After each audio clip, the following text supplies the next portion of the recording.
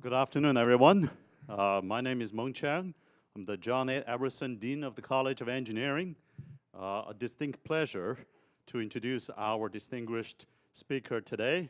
But first of all, to those who are watching later in archive or right now streaming, I want to highlight that we've got a truly standing room only here in the theater in Walk. I can see, there are about, 50 people or so standing in the back. I hope they will not become turbulent over the course of this distinguished lecture. Now, this is a new, exciting program that the College of Engineering introduced last semester. So every academic year, we'll invite 6 to 8 distinguished lecturers to the college across different schools in the college. This is part of our effort as we aspire to attain the pinnacle of excellence at scale. And today, we are so excited to welcome Dr. Jacqueline Chen, or Jackie Chen, as the distinguished lecturer. Jackie is a distinguished member of the technical staff at Sandia National Labs, and she has contributed broadly to research in direct numerical simulations, so DNS of turbulent combustion, and elucidating turbulence chemistry interactions in turbulent flames and ignition processes. And these interactions govern the overall combustion rate, emissions, the degree of local extinction and ignition timing. And she and her collaborators have discovered new physical insights related to the turbulent premixed and stratified flame propagation, preferential diffusion, intrinsic flame instability, and lifted flame stabilization and heated flows, reactive scalar mixing, compression ignition, and flashback in boundary layers. Now, these benchmark simulation data have also been used by the modeling community to validate turbulent combustion models. Now, we'll have to keep the introduction short so that we have more time to listen to Jackie Chen. I do want to highlight that within the past year alone, she was elected a member of the National Academy of Engineering and received the Combustion Institute's Bernard Lewis Gold Medal Award and the Society of Women Engineers Achievement Award in 2018. What a pleasure to welcome you here to Purdue Engineering. Jackie, thank you so much. Thank you very much for the introduction. Okay, can everybody hear me? I guess I'm wired. It's a pleasure to be here at Purdue. Thank you, Dean Chen. And I'd like to also thank Bob Luck for inviting me. He's been trying to get me to come out here to give a seminar for a while now. So it's a pleasure to be here. I'm going to talk today about direct numerical simulations of turbulent combustion and complex flows. For those of you who aren't familiar with DNS, as it's so-called, it's where we resolve all of the turbulence scales from the largest length scales that correspond to a device, for example, an internal combustion engine, all the way down to the Kolmogorov scales where heat and kinetic energy are dissipated. We solve those exactly without any models with very accurate numerical methods, but then we do have to incorporate chemical kinetics models, spray models, radiation models, et cetera, if we want to look at the coupling of turbulence in reacting flows. So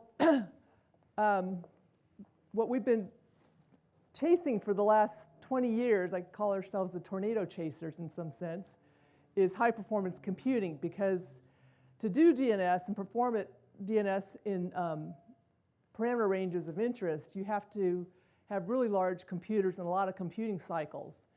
And so like tornado chasers who chase after the next storm and risk their lives, we don't do that, we're also chasing and watching very closely what the high-performance computing industry and research communities do, because we depend upon their research and their advances in order for us to do our science.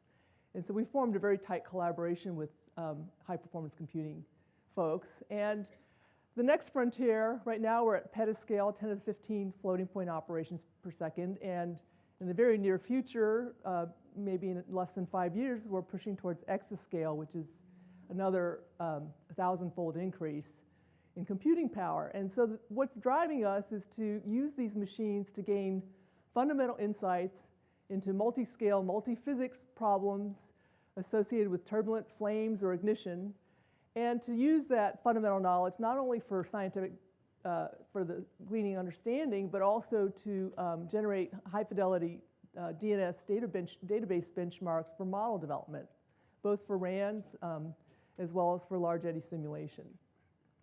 And so the regimes that we're now pushing towards are more higher Reynolds numbers simulations, more representative of what are conditions in actual devices. At high pressures, gas turbines and IC engines operate at high pressures, 20 to 100 atmospheres, with large, intense turbulent velocity fluctuations and in some cases at very high speeds with compressibility effects. A lot of what we know in our community is inherited from what we know from non-reacting flows, but when you add combustion and reacting flows, you have variable density of heat release dilatational effects that may render some of those closures invalid. And so we want to explore, using these high-performance tools, what closures might work in these more complex reactive flow settings. We're also interested in what happens if we inject energy at small scales. Usually think of energy coming in from driven by large-scale phenomena like mean shear or compression or something like that, and then energy just goes down the turbulence cascade in the forward direction. But what if you generate sources of energy at in the dissipation range in the small scales? Does that energy move back up into larger scales, or does it stay localized and then just dissipate? And so there's some fundamental questions with multi-scale energy transfer processes. And then the direction, I'll say a little bit about where we're moving forward into in the next couple of years, is doing these high-fidelity DNS, but also considering hybrid DNS and LES methodologies in combination. So we're trying to throw everything that we know how to do into the picture, including adaptive mesh refinement and hybrid schemes, so that we can get into realistic device-level regimes. And we also are paying close attention to what our chemists, our friends, are doing in terms of providing adequate chemical fidelity, enough to differentiate fuel effects when there are very strong turbulence chemistry interactions. So the trend these days with gas turbines and IC engines is to burn overall more fuel lean, more dilute, mixing with EGR, exhaust gas recirculation, and so on, in order to still get high efficiencies, but kind of reduce the emissions of both soot as well as nitric oxides and CO. And so burning at those ragged limits or leaner limits presents challenges and greater coupling between finite rate chemistry and turbulent mixing. So a lot of my research in my group has been motivated by autoignition processes in engines, both engines for power generation, for the airplanes we fly, as well as in internal combustion engines. And for example, if you look at this local equivalence ratio plot, where fuel-rich conditions are up here at the top, stoichiometric is this horizontal dashed line, and lean is below that, plotted versus temperature, you see that a lot of the gasoline engines or spark-ignited engines that we drive are burning more or less stoichiometric conditions, and they sit in this NOx island for emissions. If we look at diesel engines and the trucks on the road, they end up straddling richer conditions that also introduce soot particulates, which is harmful to the environment and human health. And so the trend in the IC engine world has been to go to get higher compression ratios, use compression ignition, greater efficiencies, to use compression ignition technologies, and to burn at lower temperatures and leaner conditions, what's known as LTC types of conditions.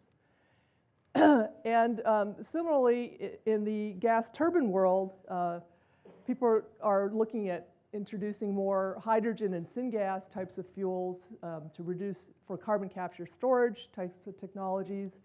And there are companies like Alstom Power and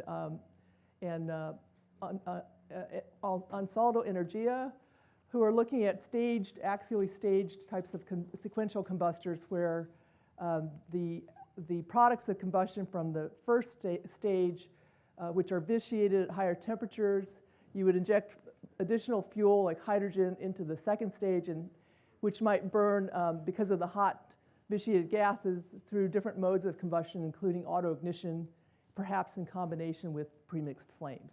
And so we'd like to dive into some of the details of these types of technologies.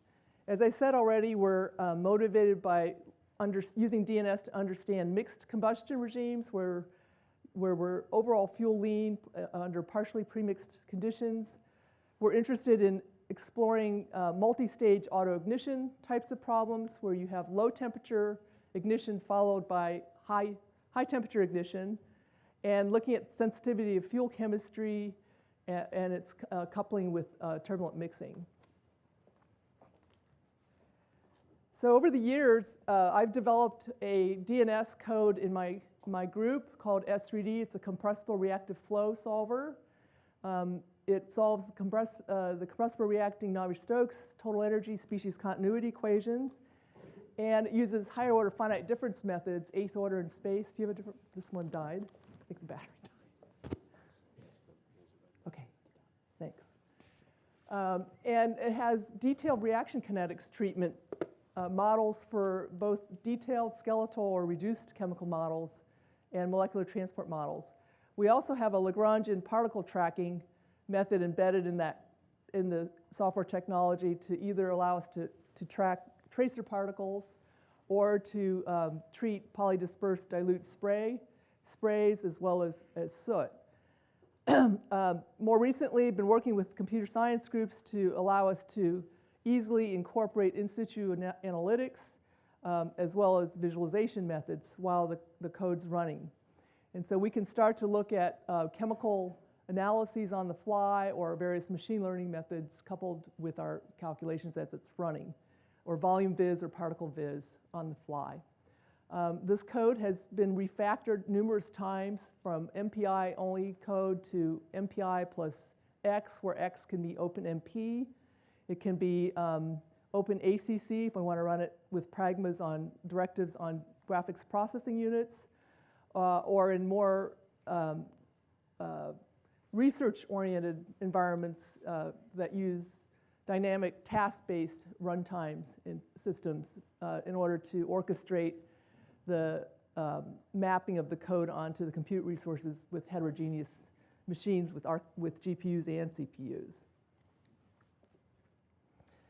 This, over the years, we kind of got into DNS early on in the 80s, and what I'd like to just show is that the computation of intensity of DNS has kept up with Moore's law. So we've had exponential growth in our problem sizes from about 1995 through present. So this is on a semi-log plot.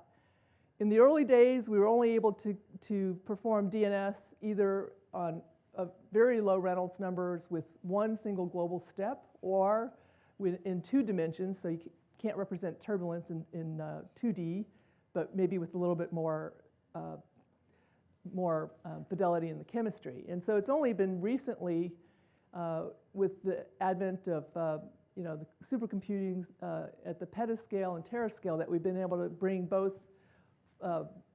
real turbulence together with detailed chemistry.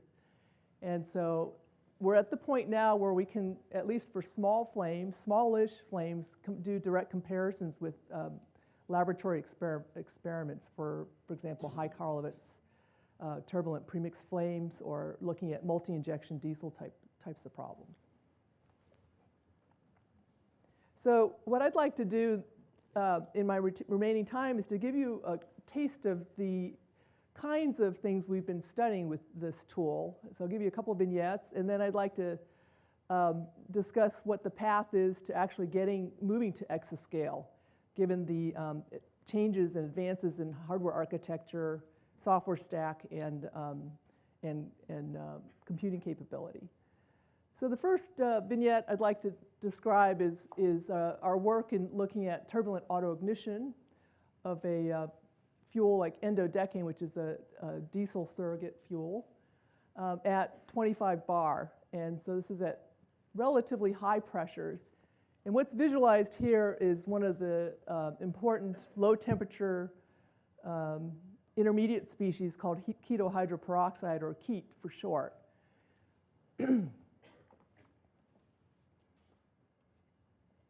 So the interest here is to really try to understand what low temperature combustion, understand the coupling between low temperature combustion and turbulent mixing. And the idea is to burn, as I said earlier, at lower temperatures to reduce the emissions as well as keeping the efficiency high. And in these LTC conditions, combustion occurs in both premixed as well as spontaneous autoignition modes, but also occurs kind of sequentially through low temperature ignition followed by intermediate stage ignition all the way to hot ignition. And so there's very, very strong sensitivity of mixing and transport effects coupled with low temperature chemistry. So what's known about ignition has largely been known for about high temperature ignition. And if you look at the plot on the right here, what we see is the ignition delay time on a semi-log plot versus mixture fraction. This is the degree of mixing between fuel and oxidizer. And you see that there's a minimum point for various mechanisms. And so these homogeneous reactor calculations, that is, there's no transport here at all, it's 0D, show that there is a minimum ignition delay time, and that occurs at a preferred mixture fraction in each of these instances. We also know from strained 1D flamelet simulations that the ignition delay time in this bottom plot increases, or is pretty much, the ignition delay time increases with the mixing rate until a critical value is reached, at which point it's going to take forever to ignite. And so mixing or strain rate impedes the progress of ignition. If left alone, the thought is that that's the fastest you'll ever ignite a mixture in the absence of any kind of transport. And so the question then becomes, which of these high temperature ignition features carries over when you have low temperature ignition? And so there's been some experimentation done in engines. And these are some experiments done by Scott Skeen at the Combustion Research Facility in an optical engine. And the kinds of measurements they can make as a function of increasing time or crank angle degree. These are after start of injection, 140 microseconds all the way to about half a millisecond, are things like formaldehyde imaging and time-resolved Schlieren imaging, measures the density gradient. And so you can kind of see that, okay, well, 190 microseconds after the fuel's injected into a diesel engine, you start to see formaldehyde, which is a nice marker of low temperature ignition, happening on the sides near the head of the jet. And then that grows into the head of the jet, starts to ignite, and then the entire volume inside of that thing, inside of the leading edge of this jet ignites. I should say the fuel is injected from left here, and then into a heated ambient, typically about 900 Kelvin or so, at very high pressures, 40, 60 bar. And if we then look at Schlieren images, you see sort of a similar pattern where if you focus your attention at point A at one time and slightly little bit later time, point A, which is like an eddy that's been ejected sideways outside of the leading edge of this jet, you see that it starts to disappear and vanish because it's undergone low temperature combustion, low temperature ignition, which generates a tiny bit of heat release and raises its temperature maybe 100 to 200 degrees, which causes a decrease in the Schlieren image. And likewise, you see points B present here, hasn't ignited, and low temperature ignition has happened here. So this is a consistent picture with what the formaldehyde images are also showing, that ignition seems to happen under these less fuel-rich or more lean mixtures first, and then it propagates into the center. We're now, at this time, 100 microseconds. You see that the leading edge of that jet has, the Schlieren image is almost completely gone, where you have volumetric ignition occurring. And so that's kind of about all you can surmise from these types of measurements. So if we want to understand what's really going on, the only way at present is to do this computationally and drill down into the details. And so we set up a DNS configuration, which is a temporally evolving ignitive jet at 25 bar. This is reduced reduced air. So it's 15% oxygen, 85% nitrogen in the ambient, heated to 960 Kelvin. And then the fuel stream is Ndodecane at an equivalence ratio of 0.3. This is the premixture that people have measured in the engine, slightly richer, but after the fuel is evaporated, that's about, and before it's ignited, that's about the condition at 450 Kelvin. And we've used a chemical kinetics mechanism for Ndodecane involving 35 species that's been reduced by Tin Feng Liu. That includes both the high temperature oxidation as well as the low temperature oxidation. And the types of turbulent Reynolds numbers that we can achieve at present are about 1,000 for a turbulent Reynolds number, jet Reynolds number about 7,000. So this computation, because of the high pressure and the kinds of resolution we needed to resolve these ignition fronts, we needed 3 micron grids. And so that's a really tiny mesh in order to resolve the internal structures of these premixed flames and of the spontaneous ignition fronts.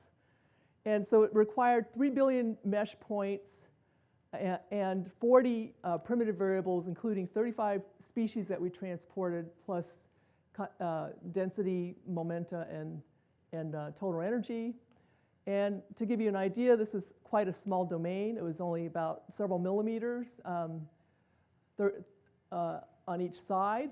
And we were able to go about 1 millisecond in physical time, taking very, very small time steps to observe the dynamics of ignition through to the full burning happening in that domain. So just to give you a sense of what to expect, first we look at multi-stage ignition when it's 0D, no transport. And so you would plot the ignition delay versus mixture fraction. And when you have both two-stage ignition, you have the low temperature ignition stage shown in the red dashed line and the high temperature ignition shown in the solid block line. The stoichiometric mixture fraction is sitting here at kind of lean conditions at about 0.05.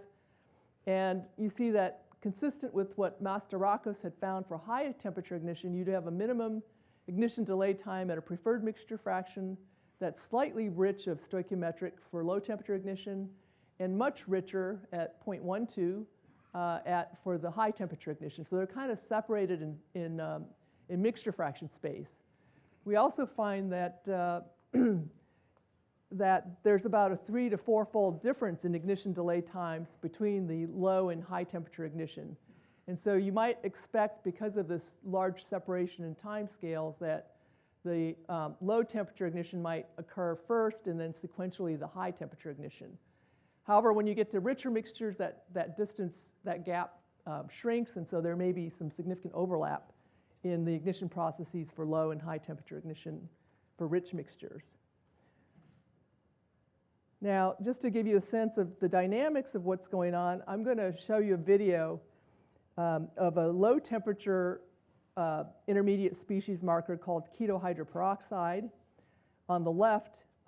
And on the right, I'll show you what hydrogen peroxide looks like. These are things that you'd like to measure in the laboratory if you're going to demarcate low temperature and intermediate temperature ignition processes.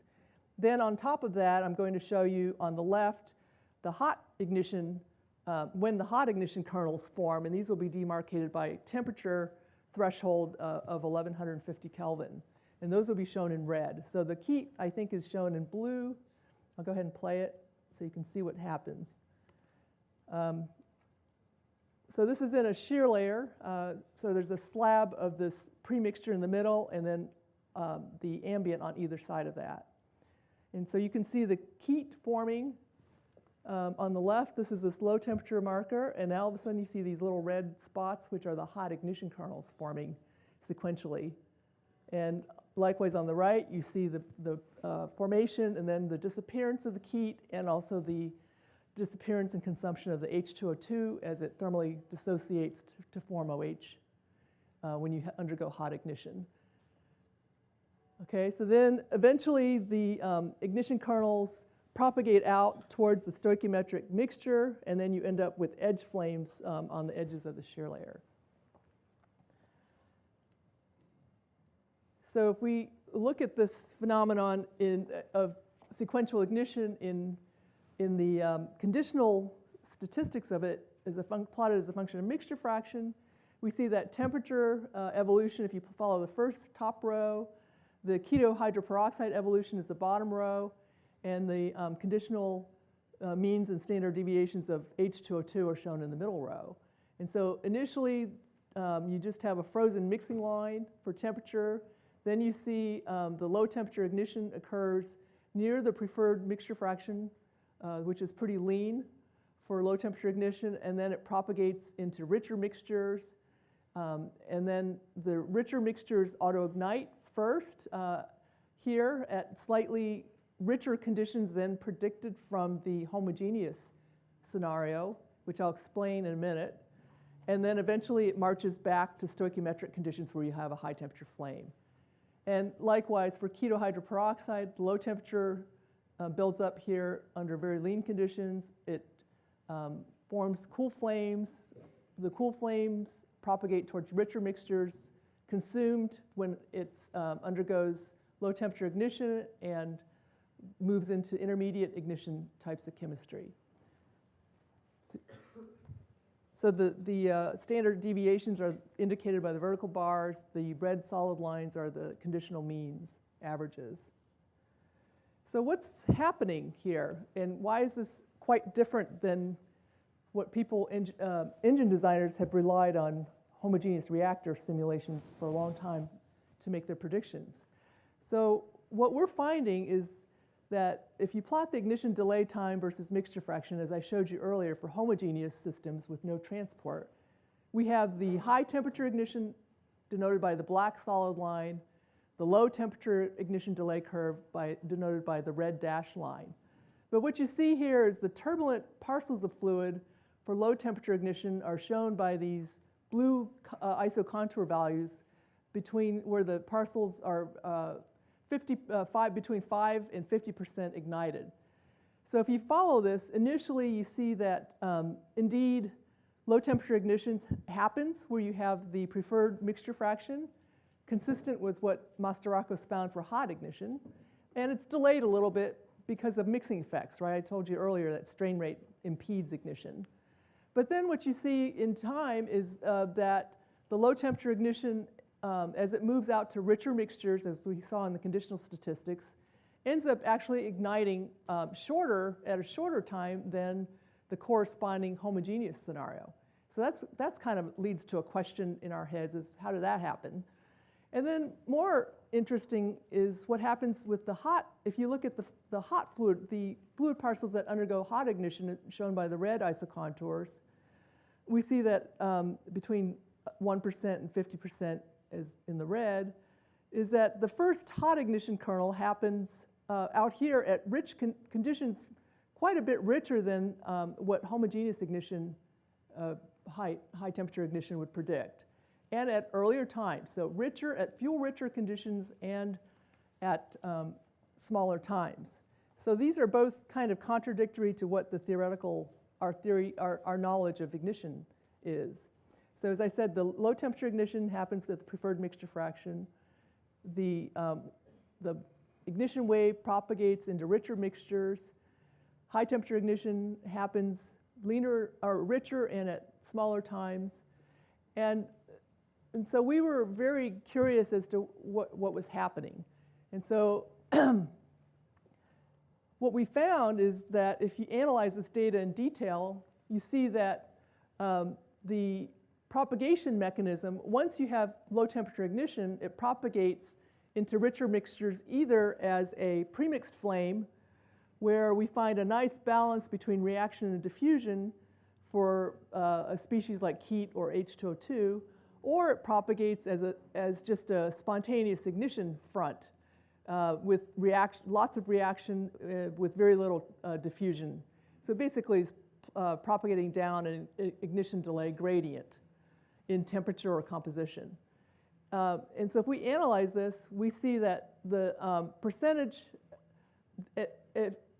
what we did was then take an H2O2 isocontour and using a Marching cube segmentation method, figured out the local ignition front normals, and identified the rate, going along each normal of that ignition front, identified whether it was a flame or whether it was a autoignition type of front propagation. And if we plot the percentage of fronts that are propagating as a flame, we find that under very lean conditions and under very rich conditions, it's propagating almost exclusively as a flame, but for mixture fractions in between, you have both autoignition as well as cool flame, low temperature cool flame propagation that's responsible for the propagation mechanism. So these are diffusively supported cool flames. And so what's happening is these cool flames that first ignite propagate towards richer mixtures in many instances much faster than those rich mixtures could ignite on their own. So they're basically delivering the goods, the enthalpy and the low temperature intermediate radicals that bootstrap those harder to ignite rich conditions and leads to much faster ignition. And so the experimental engine guys have kind of observed this in the laboratory, but we're not able to explain the mechanism, which we have uncovered from these kinds of calculations.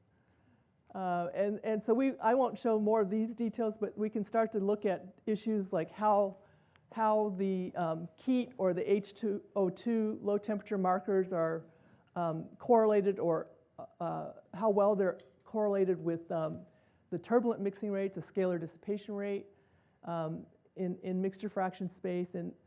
And the essence of this, without going into the statistical details, is that ignition kernels like to form initially where they're sheltered from losses. And so they like to form where the scalar dissipation rate and the mixing rates are low. But once they're, and for those regions that have very high mixing rates, they're not able to ignite, and what happens is whatever buildup of radicals or enthalpy are removed from those sheltered environments, and through turbulent diffusion are brought into much richer mixtures. And so for the very rich mixtures and the very lean mixtures that have very long ignition delay times, that would take a long time to self-ignite, it depends on turbulent diffusion and laminar cool flame propagation to bring the heat and the radicals to those locations. So then I just want to say that if we sum up the different combustion modes that happen during the course of this autoignition, we find that low temperature induction, that is the buildup of the low temperature radical soup, the transition of low temperature ignition to high temperature induction processes, these blue and green and yellow regions contributes about 30% of the overall heat release rate. And the rest of the heat release rate is predominantly due to premixed flame propagation once the high temperature kernels have ignited. And very, very, very small percentages due to the high temperature diffusion flame shown in purple. But the low temperature ignition does contribute a non-negligible fraction of the overall heat release rate and the pressure rise rate, and so it's worth getting the physics right and the models right for the low temperature region. We also see, as kind of hinted at in the ignition delay curves, that there's really largely a separation in the low temperature ignition occurring sequentially before high temperature ignition processes occur. They don't really overlap much in time. So from this vignette, we kind of learned that low temperature reactions create the conditions for hot ignition to occur faster than under homogeneous conditions. These low temperature ignition fronts propagate through a diffusively supported cool flame in much of the region, and that high scalar dissipation rate delays the low temperature ignition. However, it leads to faster ignition under very rich mixture conditions. And that the high temperature ignition starts at conditions richer than homogeneous conditions and eventually form edge flames at stoichiometric conditions. And so what we're doing now is to look at multi-injection processes. So we inject a pilot fuel followed by a primary injection with a dwell time in between, and look at the effect of ambient temperature and the presence of these low temperature ignition intermediates generated by the pilot and what its effect is on the primary injection autoignition development. We're also layering in on top of that the spray aspects to look at the enthalpy and momentum exchange between the phases. And we're starting to look at adding soot into this problem as well. So let's see, what time is it? 5 minutes. Okay, so I want to skip the next talk. Well, why don't I just quickly say that this next talk is motivated by how to stabilize a flame, for example, in a scramjet. And so we have an ongoing project together with Harsha Chalaya, sponsored by the Air Force and NSF, where we're doing the DNS and he's doing the experiments in the wind tunnel. And so we really want to understand how to stabilize a flame under these high-speed compressibility conditions. So what we've done to our DNS code is to extend it to be multi-block. So basically think of it as Lego blocks that you can piece together to get some geometry, very simple geometry into it. So we can do flows that look like cavities, or using immersed boundary methods include a close-up linear ramp cavity on the right. And then what we have done is to generate a separate turbulence inflow feed data by running a turbulent periodic channel flow. And the conditions here we're looking at are, it's a scaled down cavity that Harsha's built. And we're looking at ethylene air at lean equivalence ratios of about 0.4, flow velocities of 200 meters a second, RMS velocities about 10% of the bulk flow velocity, and preheated conditions of 1125 Kelvin. And so this just gives you a snapshot of what the instantaneous turbulence field looks like through the entropy on the left and the heat release rate on the right. It's not very clear, but there is a rectangular cavity in there, but the outline of it's not projecting very well. If we take a slice of it through the center plane, we see the entropy, and we also see the boundaries of the flame as shown by progress variable isocontours in black. So you can see the flame is this corrugated black line, two lines of progress variable between 0.05 and 0.95, and entropy coming from the boundary layer. Here's the step. I should say this is a case that is a little simpler than the cavity. So this is just a backward-facing step, but it still looks at the dynamics of how you anchor that flame. The interesting thing that caught our eye was that turbulence, we always think of turbulence happening on the reactant side. So ethylene air mixture is flowing in here from left to right, and products are on the other side of the flame. And the odd thing that we saw here was that the entropy switches or moves from being on the reactant side to being predominantly on the product side as we move downstream from in the cavity. And so we thought that was a little odd, and so we're trying to understand what happened. So if you look at the conditional entropy plotted versus progress variable at 3 different axial locations downstream from the step, indeed, it's peaked on the reactant side, right immediately behind the step, and then it migrates, the peak migrates over to the product side. So if we look at the stabilization here, what we see is there is this nice recirculation zone if you do Rand's averages of the streamline. So that's recirculating radicals like OH and so on. And so if you look at the flux of OH in the axial direction, there's definitely a flux going to the right and then coming back to the left due to this large-scale recirculation region behind the step, and likewise for the transverse OH flux. The other interesting thing we found is if you look at the reaction rate for OH at these different axial positions, red, green, blue, and purple as you go downstream, is that there's no production of OH immediately behind the step, and it's not until it gets considerable distance downstream of the step that you see that production starts to kick in, whereas you do see consumption of OH throughout. And so what I think is happening, we see the similar picture for CO, and so what I think is happening is that the strain rates and the residence times are so short here due to this high-speed strained flame that you basically have quenched your oxidation layer. So you're no longer producing CO2 and water, but in fact, the flame sits out closer to the product stream in the near field behind the corner, and those oxidation reactions are actually operating in the reverse direction. And so you're not producing radicals, and this flame is staying alive solely by the advective transport of OH generated farther downstream and being brought back up through the recirculation bubble. Okay, let me skip some of the rest of this. And for those of you who are interested, I can talk about the reheat combustion problem. Maybe I'll just show one quick slide of that. Okay, so what we found is when we looked at reheat combustion with hydrogen air systems, and we are doing this together with Ansaldo Energia and Syntef, they're interested in the flame stabilization mechanism when you have vitiated gases coming in the mixing section at high temperatures in excess of 1,000.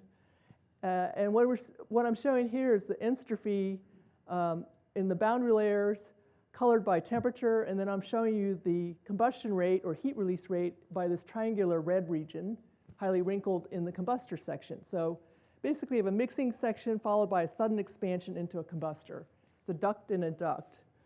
And what we found from these calculations is that there are two combustion states that are observed. There's the design state, which is mainly due to autoignition in the combustion chamber, with a little bit of premixed flame propagation at the corners. Again, this is a backward-facing step with recirculation.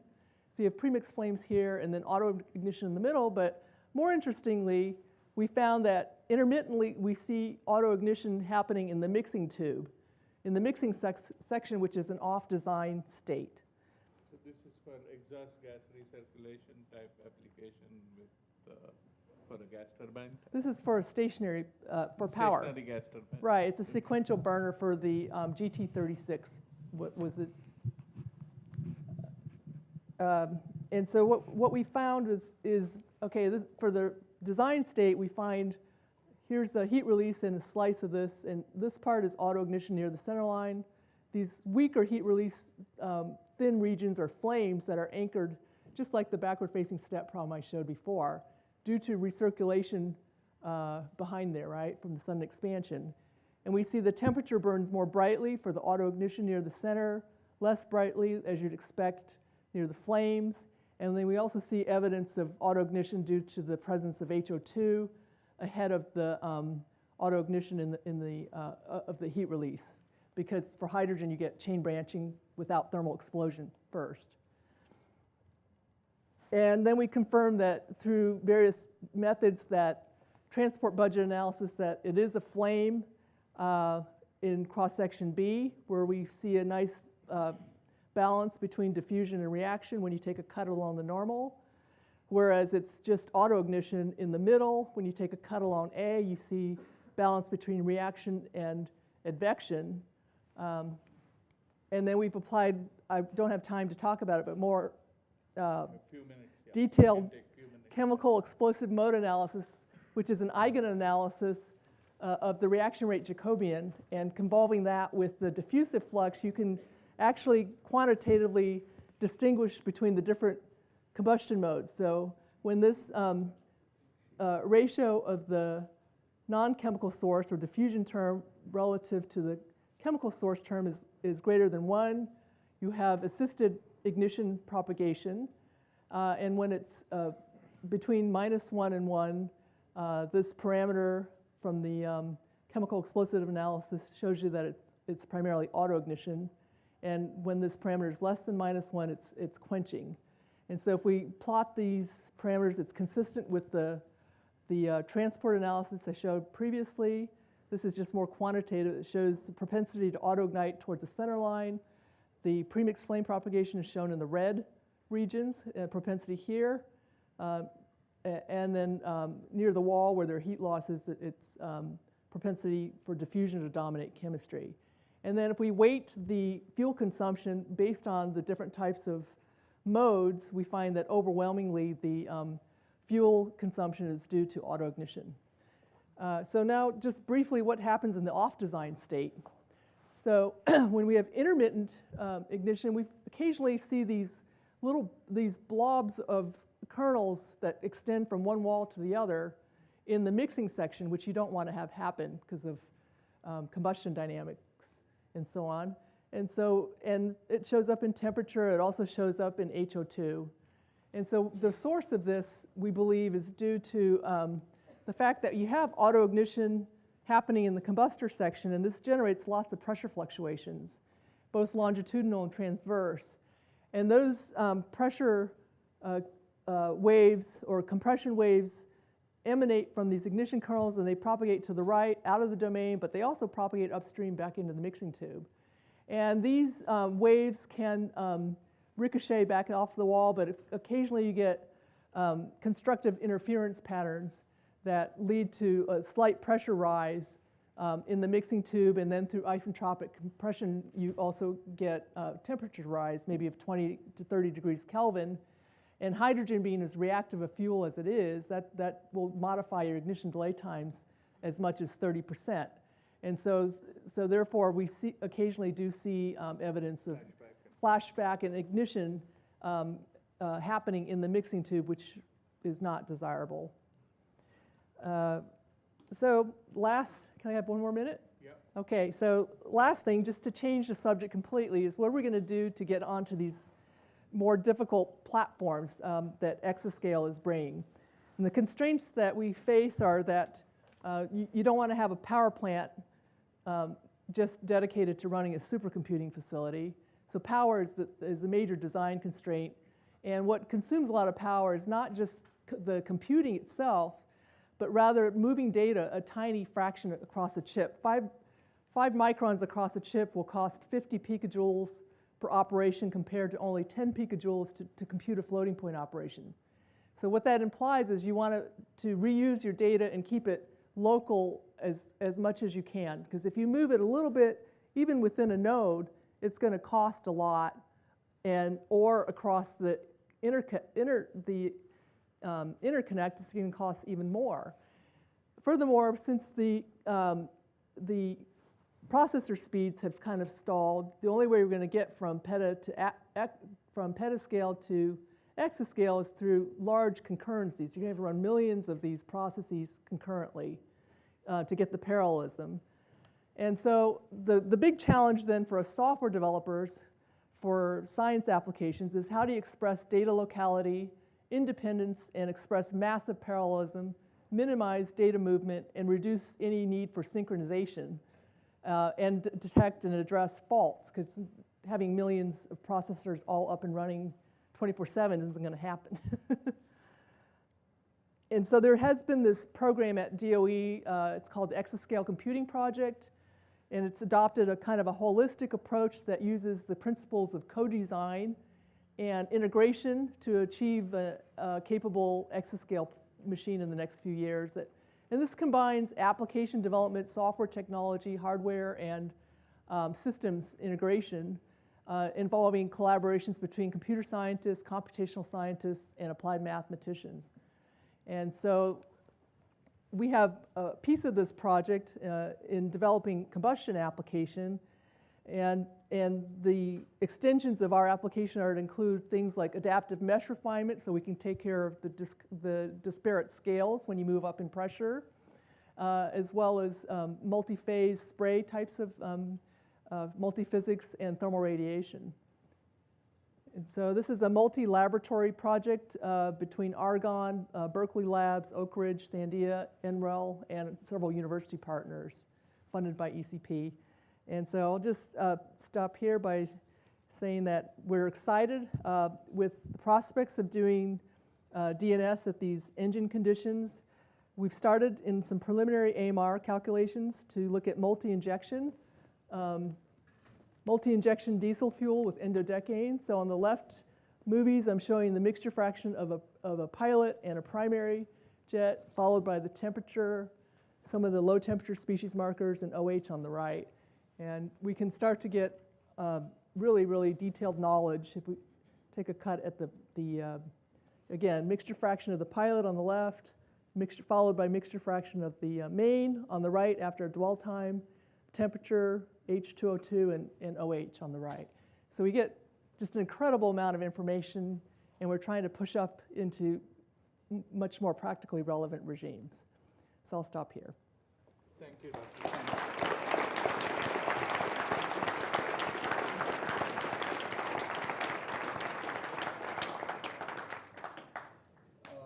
As you saw, Dr. Chen has a lot of material to share. Is the mic on? No.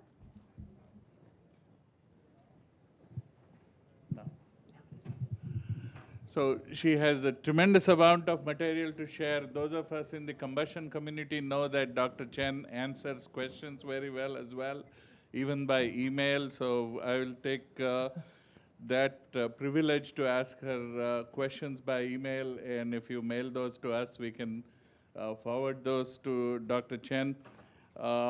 In the hurry to get started, I handed the mic directly to Dr.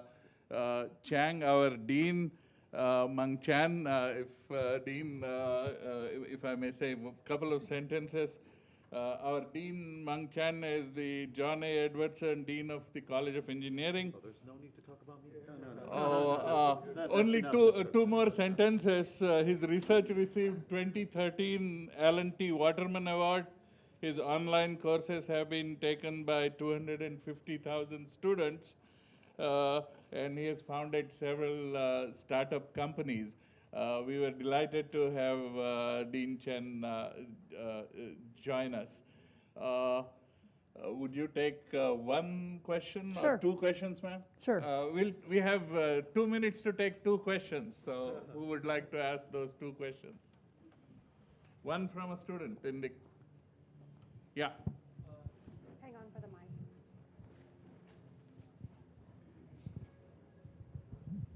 Any questions?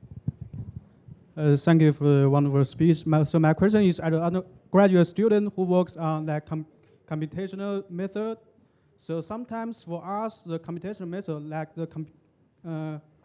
the way of how to develop the code might be a problem for us to do the research, while the most important thing for us to do is to find some breakthrough on the physics. So what do you think of the inconsistency between what we need to learn for study and what we really want to do for study? Well, so I would have said 20 years ago you can do it all.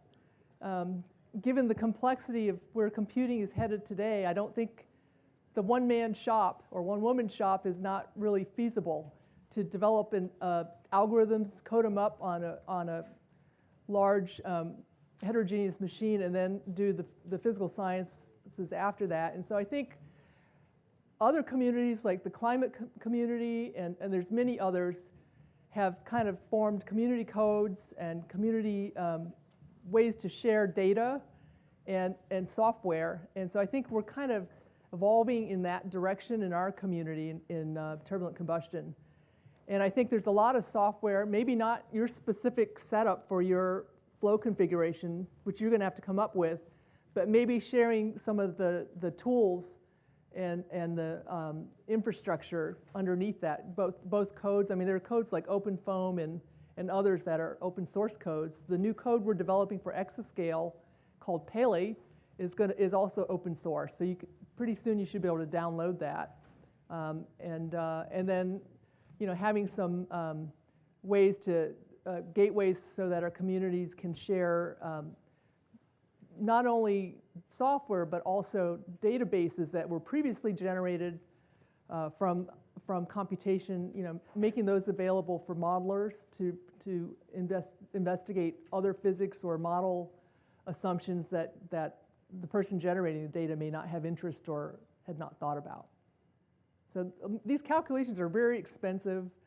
They're not something that everyone can just hop on a computer and run. They take some expertise, and so I think that is a very valid point. Is what do we share, and what parts do various people need to contribute or build on top of?